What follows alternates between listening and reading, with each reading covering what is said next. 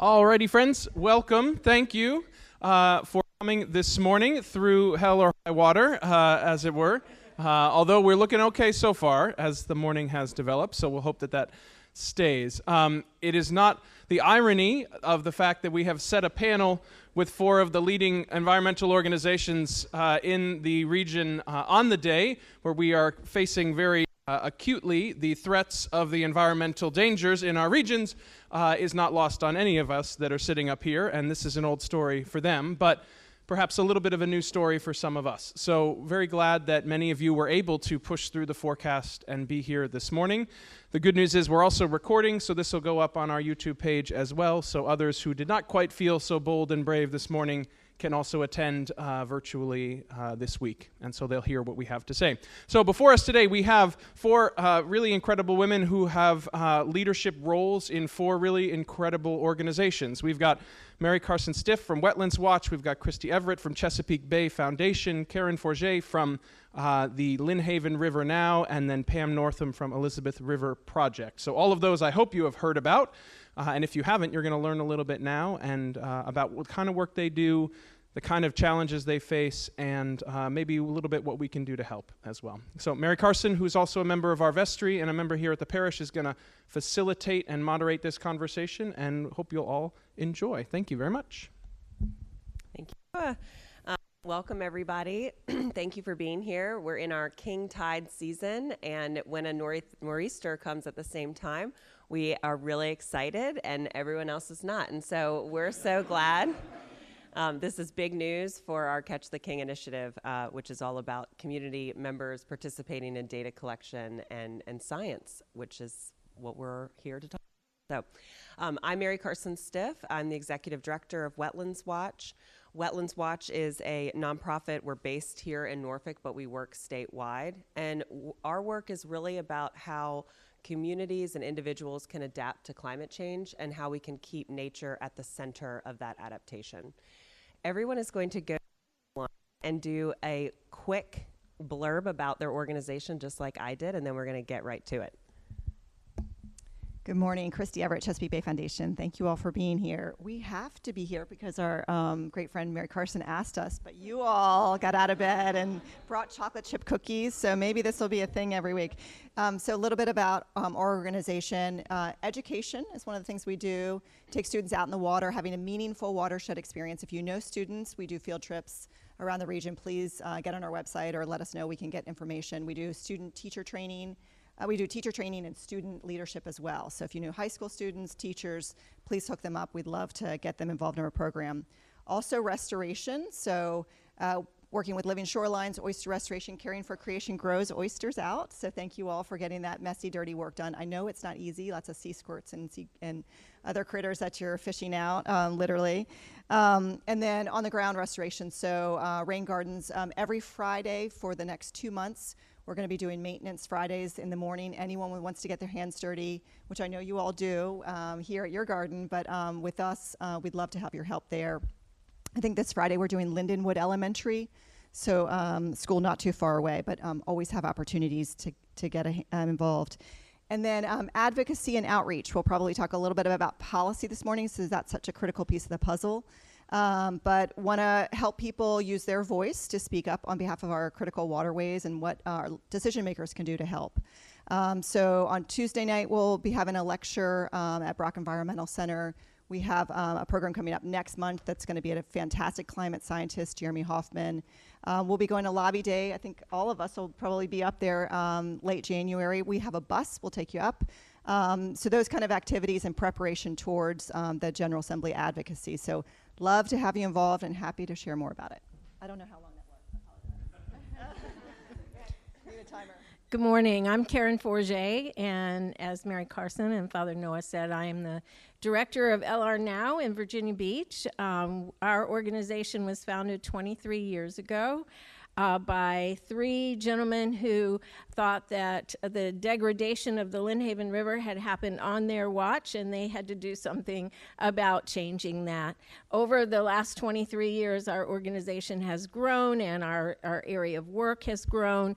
We now work in all the watersheds in Virginia Beach, so the northern approximately one-third of Virginia Beach drains into the Chesapeake Bay, so part of the Chesapeake Bay watershed.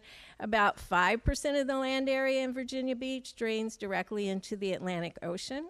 And about 2/3 of the city, the Back Bay and North Landing river watersheds, drain south into the Albemarle Pamlico, which is the second largest estuary in the country. So we are sandwiched between the largest estuary in the country, the Chesapeake Bay estuary, and the second largest estuary, the Albemarle Pamlico.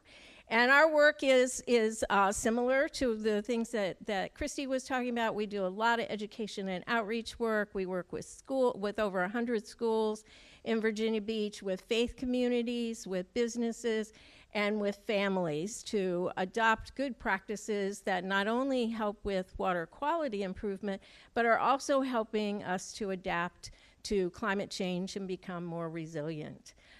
We also do restoration work. We build oyster reefs. We're doing mussel restoration. We're doing living shorelines. We've planted about 3,000 trees in Virginia Beach now. And we do public policy work with many partners across the state. Thank you. Good morning, everyone. Thank you for braving the elements to be with us here today. My name is Pam Northam, and I so appreciate Christ in St. Luke's. So I'm sorry I'm substituting for our own executive director at Elizabeth River Project. Lacey Shirey, our current director, is in Europe at this time. So it was my great privilege to come. I raised my hand. Please let me come, because we so appreciate what you all have done in the community, being a River Star business since 2006, I think now. So we really appreciate that. Elizabeth River Project, our mission is to restore the health and beauty of our amazing historic river here, the Elizabeth River, right outside the door. We also work through restoration and education and advocacy and all throughout the community, much as our friends have already mentioned here. As you know, our river was declared dead. It was so polluted by the early 1990s. So Marjorie Mayfield Jackson, our first wonderful executive director, also a woman, need I mention, notice up here, who started that organization back then, sat down at a table with a few friends and said, quit her job and said, we've got to do something about this. And so they did, working with many different partners, equitable partnership through community, governmental organizations, and others, much like these amazing partners here. Now we have dolphins all throughout all branches of the river. Our otters are coming back, our pelicans, much restored because of folks like you and folks like these people up here. So I'm looking forward to having this discussion today. Thank you. Okay, so two themes should stand out to everybody. One is that women rule, and and two is that we're working together a lot. And I think that that's important, and I'm not sure that, members of the public in our region may be aware of that, but that is going to be a big highlight of this panel and kind of my mission to articulate to you folks that this work is not happening in isolation, and in fact it's happening in deep partnership, which is so exciting. All right, so I am going to do a little bit of table setting. We're going to talk about the impacts of climate change and what that looks like for Hampton Roads. And then we're going to turn to the solutions to those kind of biggest impacts. And we're going to go down a line and we're going to talk about what our organizations are doing about individual risks. Okay, so this is going to be the kind of depressing part, I'm just letting you know. Okay, so our region, coastal Virginia, we have the highest rate of relative sea level rise on the East Coast. And that is because our land is sinking and the water is rising. And our land is sinking actually faster than the water is rising right now because of glacial rebound, which basically means the glaciers are melting. It's pushing down our region and lifting up a little bit other regions, like a seesaw effect. And then we're doing a lot of groundwater withdrawal, too much, in fact, and the paper plants have a lot to do with that. And data centers may be another contributing factor, but TBD on that big, big elephant in the room. Okay, so in addition to our highest rate of relative sea level rise, our region is experiencing 20% increase of rainfall intensity, duration, and frequency since about 2006. So we have more water, and our stormwater pipes and drains are all undersized, which means that they were built before we knew that we were experiencing more rain.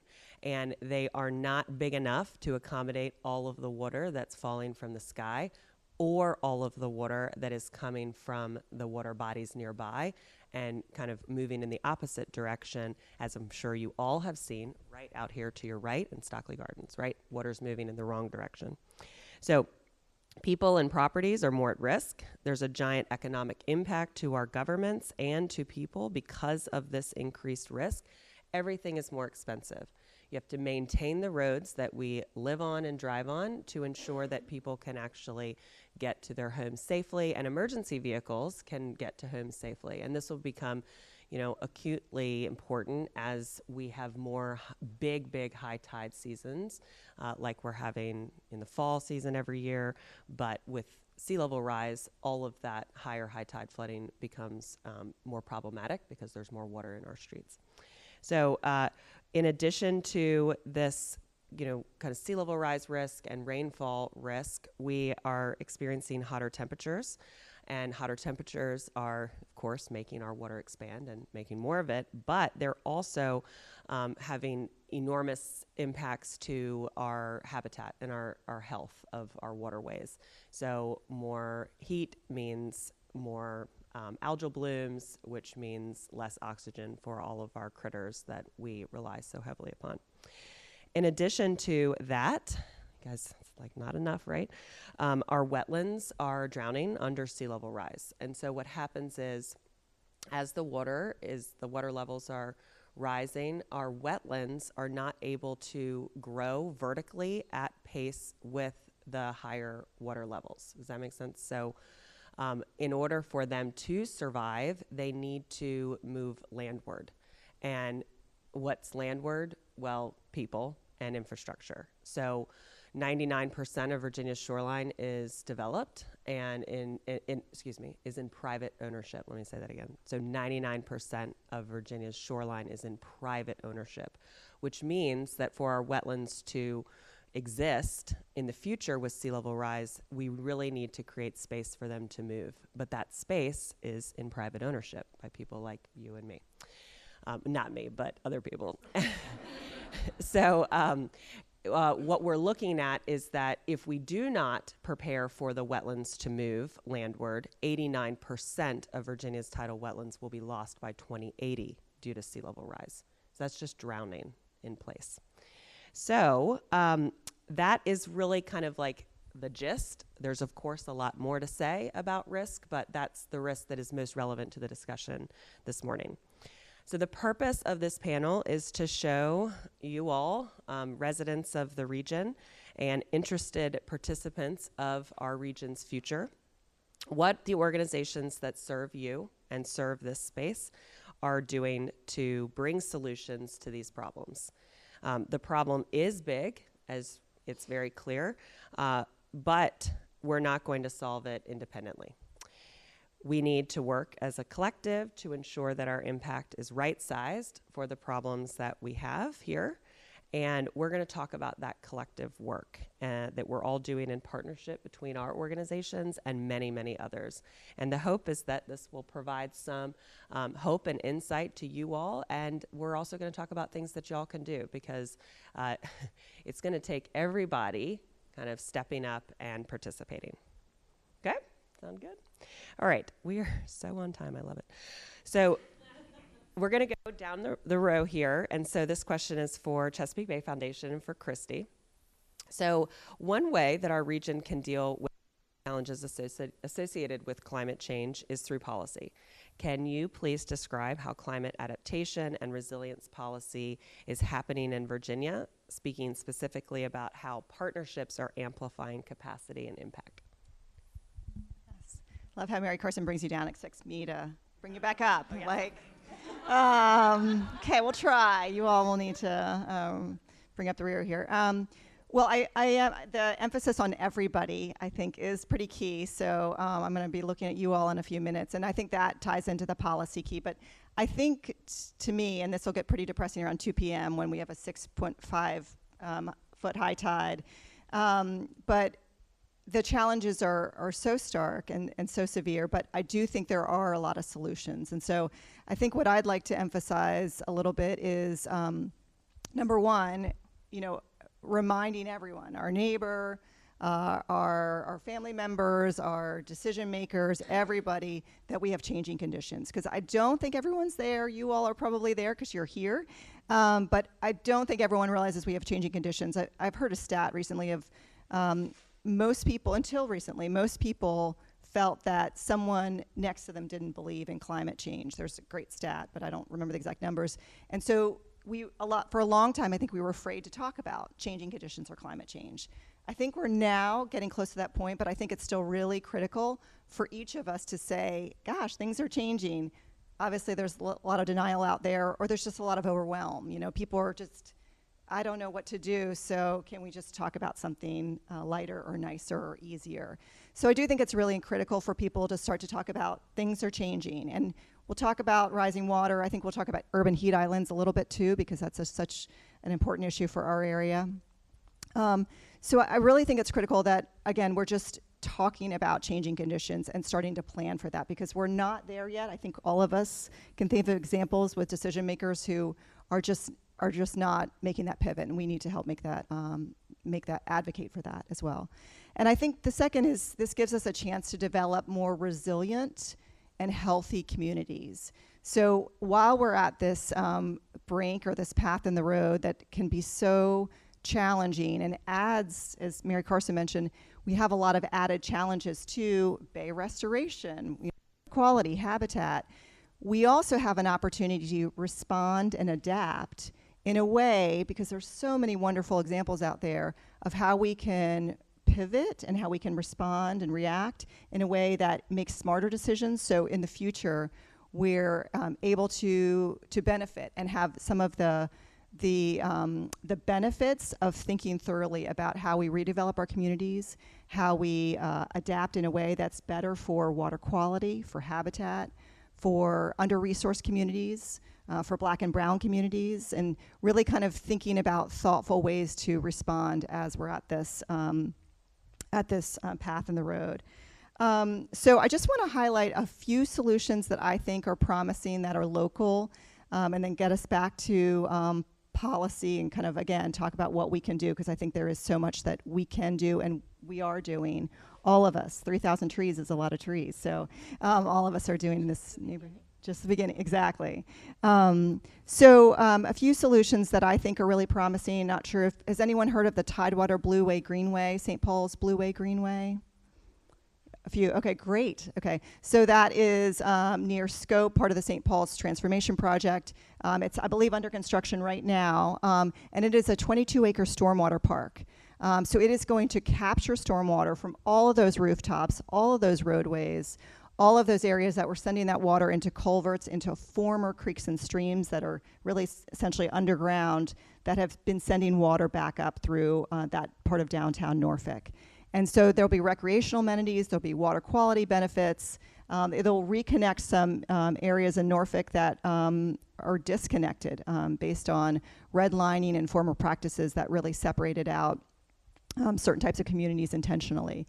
That's one type of solution. Another example is Chesterfield Heights, a neighborhood near Norfolk State, Wetlands Watch, and many others, Elizabeth River Project.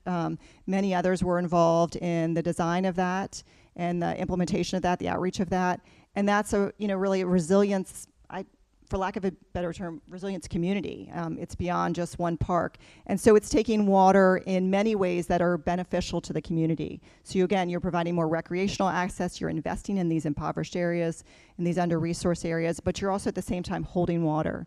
Because, as Mary Carson mentioned, we have too much water, 20% more rain since 2006, and it's just increasing. So we have more and more rain. If you look outside, we have very densely populated urban areas, and that rain has nowhere to go. So finding places where that water can infiltrate, where we can retain it in a way that provides community benefits, where we can detain it and utilize it, use it for rain water harvesting. There are so many solutions out there. It's just about talking about them and making those hard choices, making those decisions and advocating for us to have these improved communities. So policy, Mary Carson's leaning on me, you see that? Policy solutions, we need to be talking to our decision makers. We need to be calling our local, state, and federal elected officials. We've got their numbers, so let me know if you need it, and letting them know that we want some of these solutions. And really, getting involved. As Mary Carson mentioned, everybody needs to get involved. I do want to circle back to urban heat islands, but should I pass the mic? No, yes, say your comment and then we'll go to. Okay. So one quick thing, urban heat islands, not as relevant today, but if I were coming back in July, it would be, not sure if you knew this, but 80% of Americans live on an island according to the last census. That's not an island with a margarita, but that's an urban heat island. Urban heat islands affect our area. You can trace over urban heat island tree canopy maps, and it matches up with ambulance response to heat-related illnesses. These are mainly affecting Black and brown communities, red line districts. So the tree canopy work that Karen was talking about, that's really critical. They show a 16-degree difference in some areas of the city, like Richmond and Norfolk, in areas that have shade and high tree canopy versus those that don't. So these are things that we can really make a difference, whether it's advocating, whether it's planting trees. There's a lot of solutions out there, but again, we need to start now. Thank you, Christy. And I think that the access to our elected officials is a really important thing to note, right? They're available. And I know that might not feel like it's the case maybe for everyone, but there are organizations like those up here that have often have standing meetings with our elected officials who are representing our views and our opinions in Richmond. And so if you have opinions and have interest and wants, you can communicate them with your trusted NGO partners, and we can amplify your thoughts and your viewpoint. And so, well, absolutely, that goes without saying. Yes, Pam, you can harangue that point. So great. Let's turn to rainfall. Okay, so with that 20% increase, and statewide it's about 18%, right? So this is not a Hampton Roads isolated issue. This is a statewide problem. Question for Lynnhaven River Now and for Karen. One way that our region can handle this increase is through those nature-based stormwater practices that Christy's mentioned. I wondered if you could go into a little bit more detail about how Lynnhaven River Now and others are using these features to reduce risk, and maybe what property owners here in the room and online listening can do too. Thank you. I want to say one thing about policy first. One of the 3 strategic objectives that were part of the founding documents of our organization is to educate and engage the public and partner organizations. And that has been one of the things that has guided our work throughout the 23 years, because we realized very early on that our staff was only going to have a small impact, that if we were going to have the impact that we desired in a very large city in Virginia Beach with almost 500,000 residents, that we needed to engage everyone we could in this work. And I think that's really the theme that Mary Carson is trying to instill this morning, is that this is everybody's work, and we are only successful if we engage everyone in it. And I think that the government is one of the partners. Your elected officials at the city level, at the state level, at the federal level should be partners in that work too. So don't be afraid to talk to them. You may go in thinking that they know a whole lot more than you do. They don't. Just being here this morning and talking about this topic puts you ahead of many of them. So don't be afraid to talk to them. And they listen to and respond to their constituents. There is a statewide organization, the Virginia Conservation Network, that I wanted to raise up a little bit too. It is a coalition of 170 plus environmental organizations across the whole state of Virginia. Many have very specific kinds of smart growth, tree planting, water quality, all kinds of specific areas of work. But all 170 of these organizations come together through work groups throughout the year to produce what's called the Common Agenda. And that Common Agenda goes to every one of our state elected officials and members of the VCN staff, and all of the partner staffs meet with elected officials prior to and during the General Assembly in Richmond to really educate them on these issues. And that Common Agenda is available on VCN's website if you want to take a look at it. So I think I know people who work on and do environmental work in other states that are very envious of this collaborative effort that we have in Virginia. So it is something to be proud of, really, and is a great assistance to all of us in raising up these kind of policy questions, and because we have to have the government as one of our partners. But then to pivot back to the real question that Mary Carson asked me, there is a lot that you can do as individuals. We have, we've been doing projects with private property owners from the beginning, at first really with a focus on water quality issues. In the last decade, I would say all of that has really shifted to helping people deal with increased water quantity, with drainage problems, and reducing stormwater runoff to hopefully contribute to less localized flooding, street flooding, and other flooding in their neighborhoods. So we've installed probably over 700 different strategies on private property in Virginia Beach, working with residents and businesses and faith communities and our schools. Rain gardens, the large rain barrels, infiltration trenches, also sometimes called French drains. We call them infiltration trenches because that just seems to describe them better.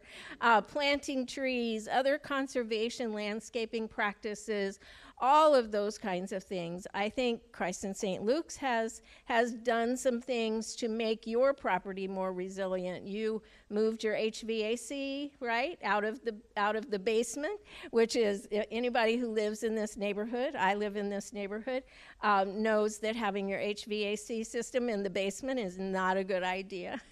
You can even fill your basement. That's also something that the city of Norfolk is promoting for people who live in the older properties that still have basements, that filling your basement is a way to make your home or your business more resilient. So we work with residents, with faith communities, with businesses, with anyone who comes to us with a problem. We try to help them solve that. That could be land conservation, it could be tree planting, it could be a rain barrel. It's different for every property. And some of the funding from this comes from a grant that we have from the City of Virginia Beach to support these projects. Some comes from VCAP funding, that's a state program, the Virginia Conservation Assistance Program, some from Department of Forestry, some from other grant sources. But no matter where you live in Hampton Roads, these resources are available to you. So if you don't know how to find them, you can ask any of us on the panel, and we can direct you. If you live in Virginia Beach, reach out to me. If you live in Norfolk, there are other ERP will help you. The City of Norfolk has some programs that will help you. So there are ways that you can do things that will make your property more resilient and fewer headaches for you too when you're worried about water accumulating around the foundation of your home and that kind of thing. You can make your home more resilient, and you are contributing to the solution. So any individual rain garden may not seem like a big deal, but when you put 700 of them together, it's a big deal. It really does make a difference. So I encourage all of you to think about what the challenges are in your own individual properties and how you might get assistance in in not only fixing some of your own problems, but contributing to a larger solution. And then if I have a minute, I'm going to talk about one other collaborative effort. Okay, so for the past 6 months, I have been serving on a committee in Virginia Beach that was put together by one of our council people to come up with some innovative and creative solutions to stormwater problems in the city, so that we can encourage redevelopment. Redevelopment is harder than greenfield development, when you just go in and buy a piece of property and build whatever you want to build on it. Redevelopment is more complicated and it's more expensive, and it's not happening at the pace that we would hope it would be. So the task of this committee was to come up with some creative and innovative ways that we can encourage redevelopment, which brings more resilience and better water quality practices on that development, while we still adhere to our rigid stormwater requirements without diminishing our stormwater requirements at all. The first meeting, the committee was made up of 2 environmental people. I was one of them. And the rest of the committee was engineers and developers. And the first meeting, I can tell you, was pretty tense. And a lot of skepticism about whether we could find common ground, whether we could reach a point where we could put forward recommendations to the city council, which was the task we were given. So 6 months later, and many, many hours of meetings, we had total consensus on, I think, some really creative and innovative recommendations that are going to go to the city council in Virginia Beach later this month. So I think it's a really good example of people who are on maybe really different sides of some of these issues. Developers are not our enemy in the environmental world. We really can find common ground. And also one of our tasks was to keep in mind other priorities of the city council, like increasing tree canopy, increasing affordable housing, and other priorities. So all of those things were considered in the recommendations. And I'm happy to say that one of the recommendations that's going forward is to expand and provide more funding for the kinds of programs that are available to residents and businesses and faith communities, where you can through co-pay or a shared cost situation, put some of these practices in place on your own property. So that program that is now effective but small is the recommendation is to really expand that.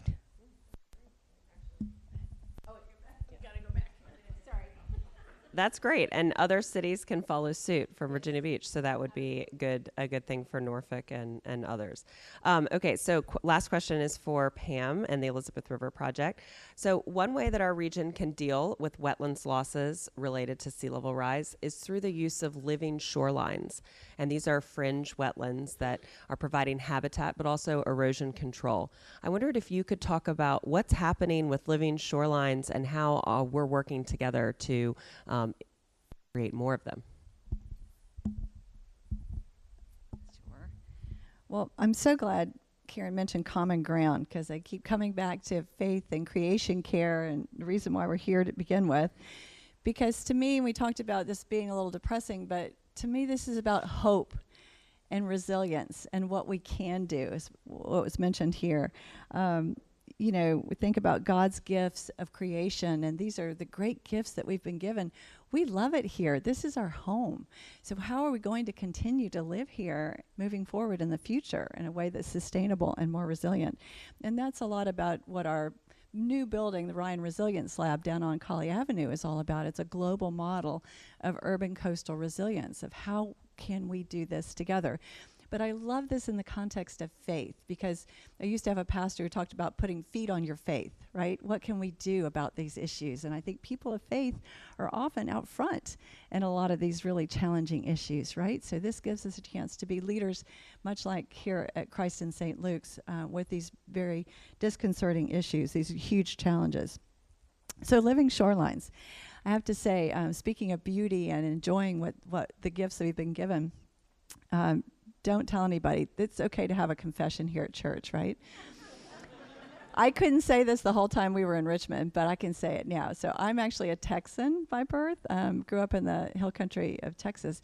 And so the first time I came here to the Eastern Shore to meet Ralph's people, well, we got married before that, so I did get to meet them. But first time I came to the Eastern Shore, it was this time of year in the autumn.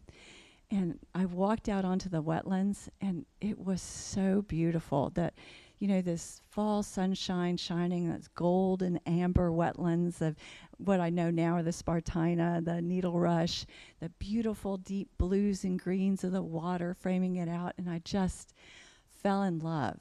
Now, Ralph was okay too.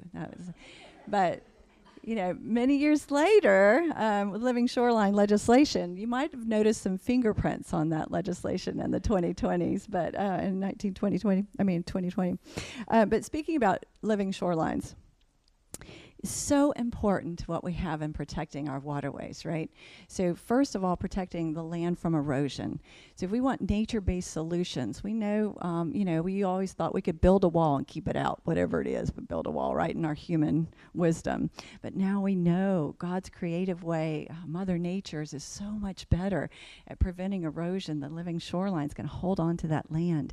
It's going to filter the water before it gets down. So all that stormwater runoff, ODU did a study recently that suggested that we get as much stormwater runoff in one day as we used to accumulate in a year.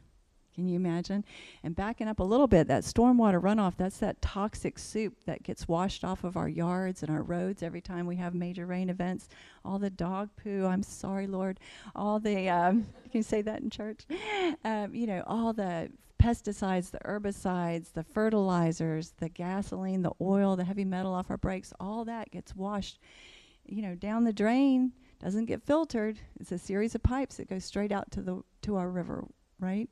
So again, living shorelines, we figure we're losing like 89% of them by the end of the century, 89%.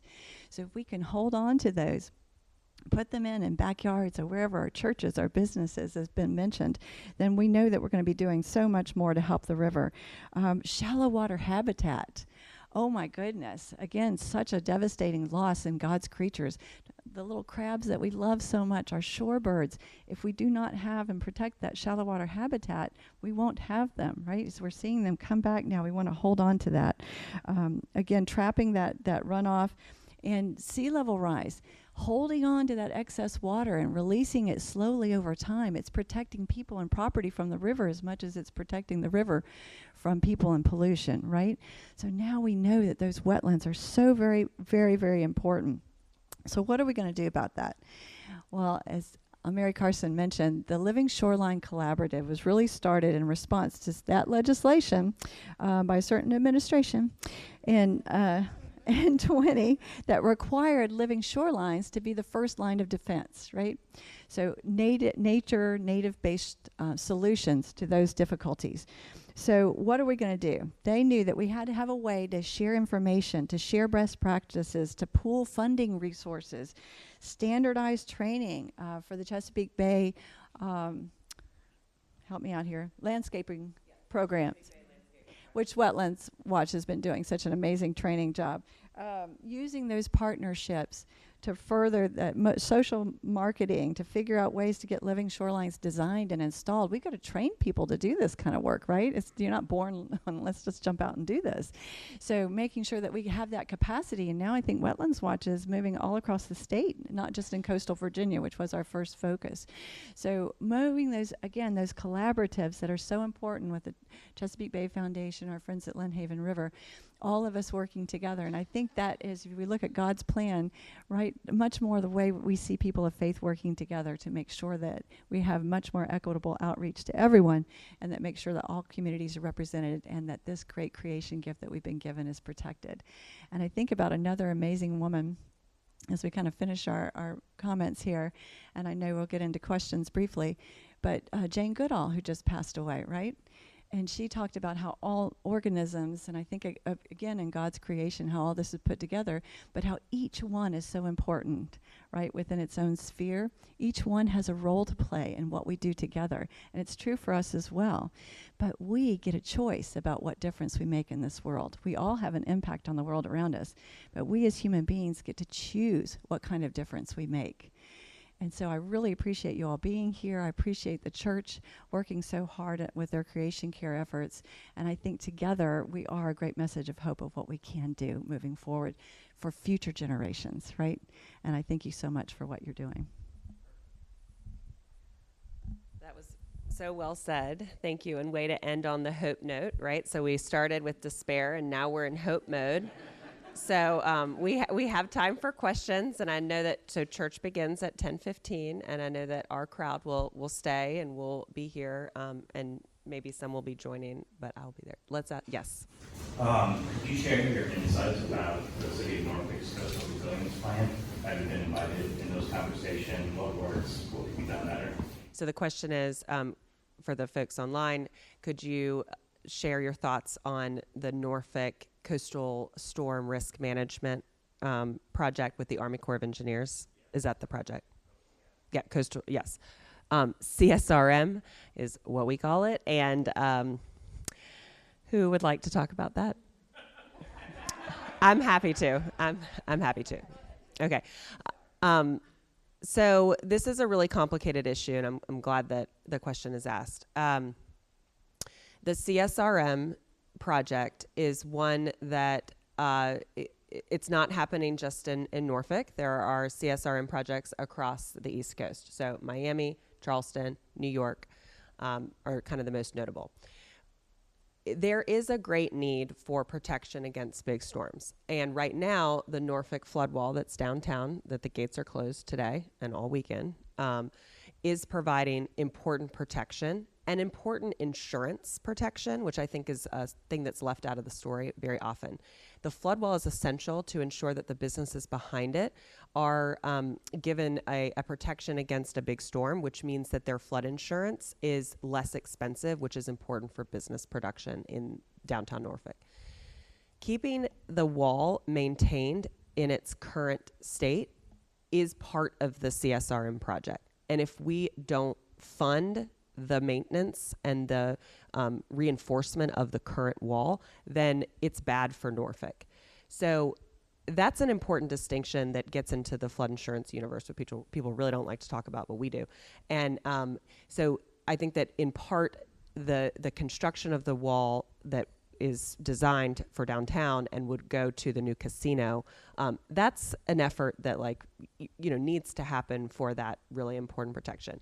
There's a bigger issue with messaging about that project and how often it's described as a way to prevent against what's going to happen this afternoon, and it will in some areas and it won't in others. Our daily high tides are not going to be improved. Stormwater management issues are not going to be improved by the CSRM. It's for big old storms.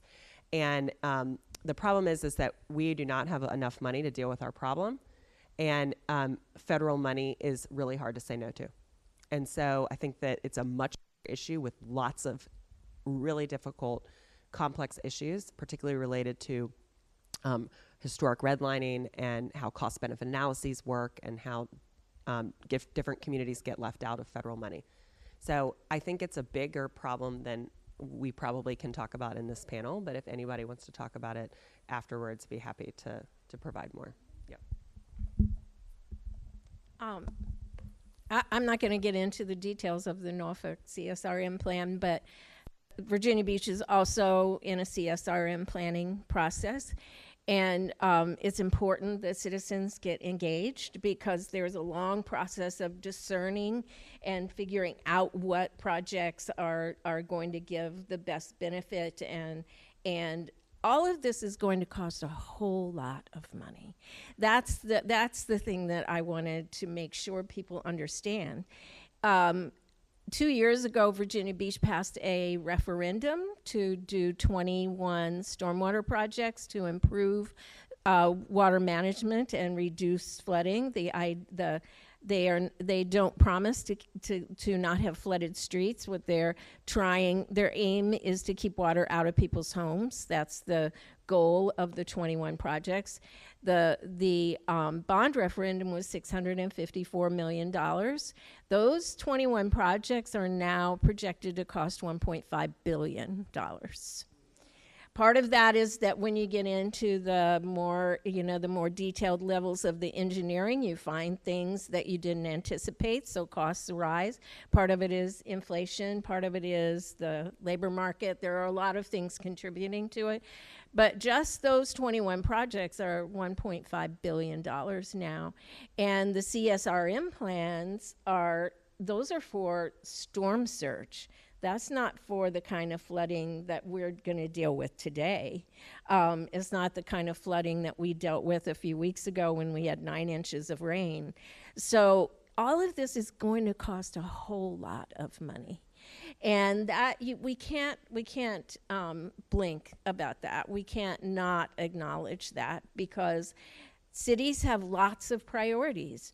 Roads, water, schools, parks, rec centers, cities have libraries, cities have lots of priorities.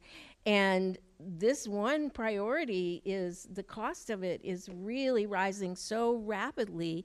There's no question that it's going to have effects on other things, which is why we desperately need state and federal money. We desperately need state and federal support on this. And right now, there is no acknowledgement at the federal level that this is needed. So it's really up to us as citizens to say, this is not political. This is whether I can get to work on Tuesday when it's raining at high tide. This is an issue that we need assistance on. Individual cities can't do it on their own. And one city in Virginia, in Hampton Roads, may have a lot more resources than another city. But we all survive if all of us survive this, if all of us become more resilient, if all of us figure out this complicated problem. We aren't, no one city is going to make it if we don't all make it. That's great.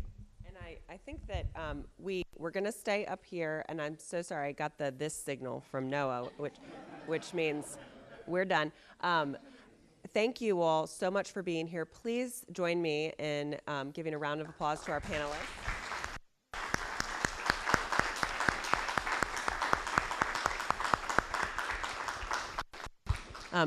We're out here doing this work, and it's never going to end, right? And so that's the good news and the bad news. And so please join us and our organizations in this giant endeavor that we are all going to be doing.